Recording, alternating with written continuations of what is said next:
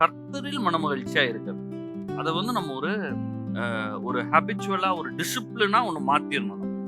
ஏன்னா இது அகைன்ஸ்டா இருக்குது பாருங்களேன். இது ஒரு காமனா கிடையாது. எல்லாரும் நம்மள சுத்தி இருக்கிறவங்க எல்லாம் நம்ம எல்லாரும் கர்த்தரில் மனமகிழ்ச்சியா இருக்க போகிறோம், நம்ம எல்லாரும் வேதத்தை வாசிக்க போறோம், ஜெபிக்க போறோம் எல்லாம் கிடையாது. மத்த வேலை தான் முக்கியம். இது அப்புறம் டைம் இருந்தா பார்க்கலாம் அப்படின்ற மாதிரி இருக்கிறதுனால இத நம்மளுக்கு என்ஃபோர்ஸ் பண்ண வேண்டியதா இருக்குது. போர்ஸ்ஃபுல்லா உட்கார்ந்து பைபிள திறக்க வேண்டியதா இருக்குது. பாருங்க, நம்மளுக்கு எல்லா நாளும் வேலை இருக்கிறதுனால இந்த சண்டே ஒரு நாள் கொஞ்சம் ரெஸ்ட் எடுக்கணும் போல இருக்குது. அப்ப நம்ம ஆலயத்துக்கு வர்றோம், வசனத்தை கேட்கிறோம்.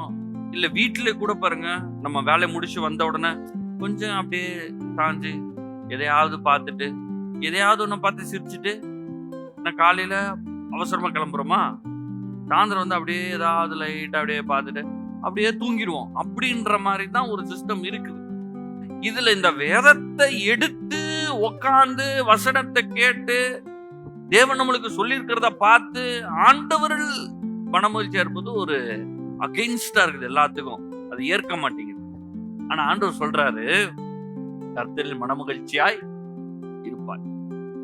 ஏன் அப்படி பண்ணணும் அப்படின்னா, நம்ம லைஃபையே ஈஸியாக்கிக்கிறதுக்காக தான். நம்ம நினைக்கிறோம் இது கஷ்டம் ஆக்கிரோன்னு. நம்மளுக்கே பாருங்க, 24 மணி நேரத்துல இன்னும் கொஞ்சம் நிறைய டைம் இருந்தா நல்லா இருக்கும் போல இருக்கு.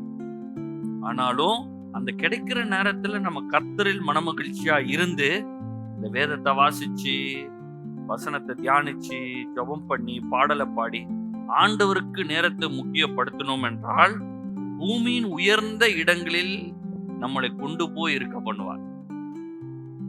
அதுக்கப்புறம் லைஃப் ஈஸி ஆயிரும்.